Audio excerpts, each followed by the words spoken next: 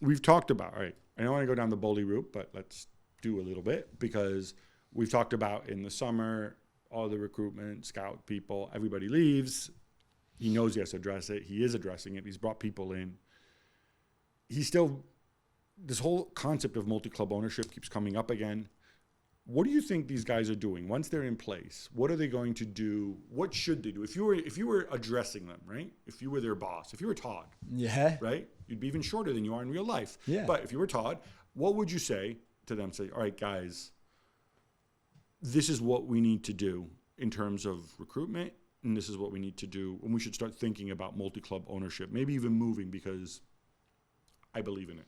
Yeah, I mean, I think the Lawrence Stewart appointment, which is what he did at Monaco, is definitely with the mindset of going into multi-club ownership. And I think this is something that Boehly really wants.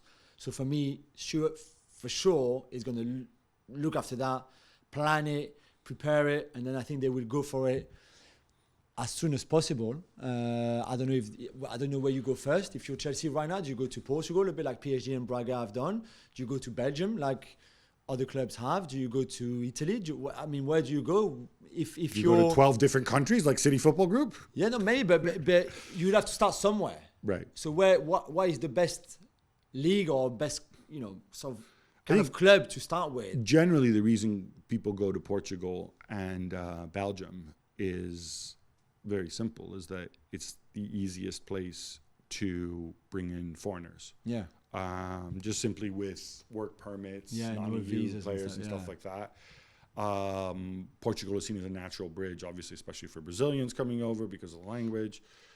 And I think Belgium is seen, rightly or wrongly, the type of football that's played there in the competition. It's still technical, but it is often more seen as more physical than in other European countries, so perhaps closer to the Premier League. I mean, that's generally the thinking of it. But like, for example, would you buy Vitesse Arnhem, who've been your kind of... Do you need to your buy mates? them? Yeah, I mean, you already own them kind of thing. But I think for me, Lawrence Stewart, that's his job. For the others, what was interesting in the summer, and we talked, is all those youngsters that they brought from, Carney to Casadei to all those guys.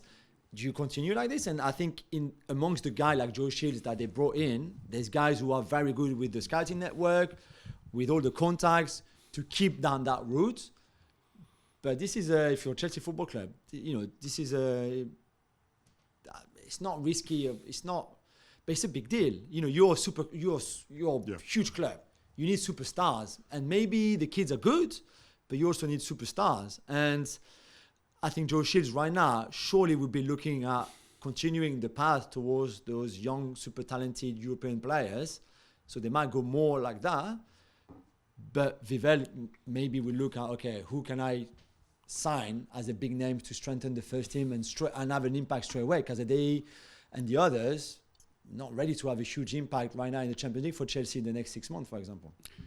I think there's a great points. It was funny when you mentioned superstars there. I was thinking, like, who are Chelsea's 3 biggest superstars who are, let's say, under the age of 30 and are going to be part of your future, right? So not Thiago, Koulibaly, whatever, right?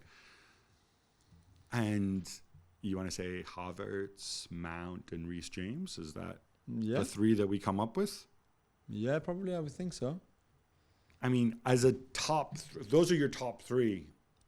When you compare them with City's top 3, Sterling Liverpool's maybe. top 3. Sterling. You will go Sterling, Mount, and Reece James. I struggle with Sterling. I don't know. Does Sterling belong in that company? Yeah, because I tell you what, Sterling has not been good since moving over. He's been given every chance, every position. Both managers always played him. He's not on that level. I know he scored a bunch of goals at the Euros. He was deemed expendable by Manchester City. He could be there. But I guess what I'm saying is in terms of core kind of wow factor, superstar. And obviously if Nkunku comes, maybe it becomes him. But it's an odd position kind of to be in. I feel like you have a lot of players who can become better, go to the next level, right? Mm-hmm. And incidentally, those 3 guys that we mentioned, how many of them are definite starters at the World Cup? Even if Reece James were fully fit. I mean, obviously, I think Reece James would start. But but we don't know because you could be stuck with Kyle Walker again, right? You know what I mean? Like it's not. Yeah, that's true. None of these guys are like kind of like I am the leader of a big. Yeah. I mean, Havertz could start. He's a great player. Will start.